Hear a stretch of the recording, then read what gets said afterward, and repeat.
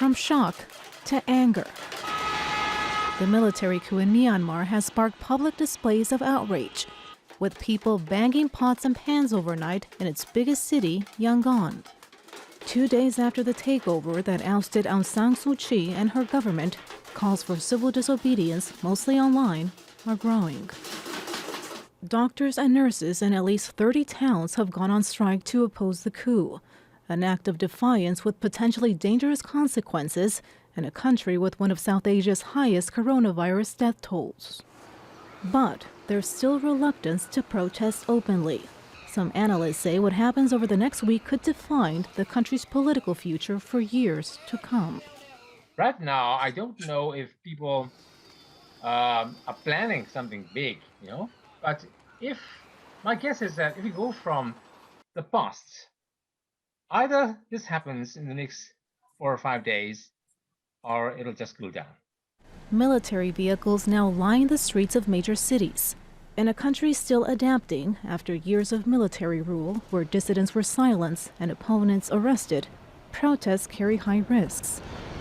On Wednesday morning, the government-run newspaper published a warning, urging people to not oppose the coup.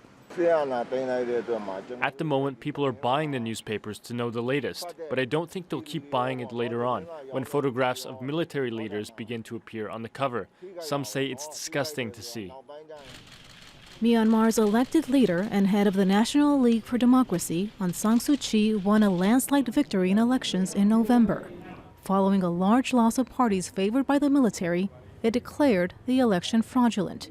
Now, the head of the army is running the country.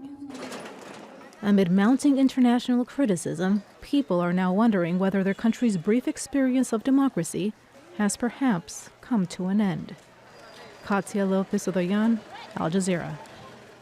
Ali Fowler is one of the few foreign journalists based in Myanmar. She joins us now live via Skype from Yangon.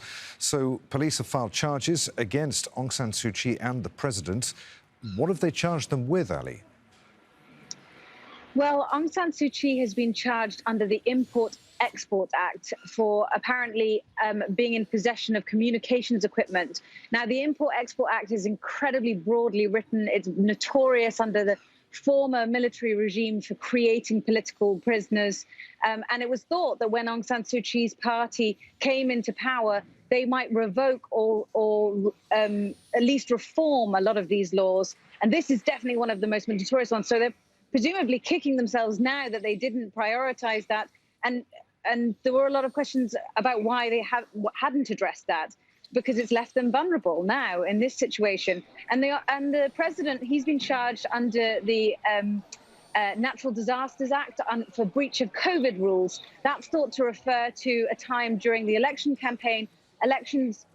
Campaigning was officially banned because of COVID restrictions. Gatherings of more than 30 people were not allowed, and a convoy of cars and motorbikes drove past his house, and he came out to greet them. So he's essentially being charged for that, which it seems faintly ridiculous. I mean, both of the charges are ridiculous, but it seems faintly ridiculous, especially in light of the last few weeks, where we've seen daily protests from pro-military groups gathering in dozens or hundreds in the last few days, and without any kind of crackdown or any kind of repercussions on them. And generally, the COVID restrictions here have been widely disregarded, and there has really been no response to that. So it does seem like they're picking and choosing. They're looking for excuses. They're using these very broadly written laws or laws that aren't really enforced to try and find an excuse to keep them under remand or in custody long enough, I think, to find more against them. We heard already that they've raided the NLD offices. They're probably going to look through that sort of information. A lot of draconian laws still on the books here that can charge people for many different things. So likely they'll find something there. Also, the UEC, the Union Election Commission, which was widely criticized by the military for allegations of fraud. The military is making allegations of fraud against them. They've been disbanded. The military has already, in the last 2 days, created their own UEC, and they're now investigating fraud allegations against many NLD members. So it's likely we'll see more charges come from that as well. Aung San Suu Kyi remains hugely popular in the country. As we heard earlier, there is a campaign of civil disobedience. How is the public likely to react to her continued detention and these charges? Well, it's definitely going to provoke more anger. I think as the days have gone by and people have had a bit more time to digest that initial fear and anxiety here and shock has turned to sadness and now to anger and defiance, really. And that's what we're seeing today in these campaigns for civil disobedience.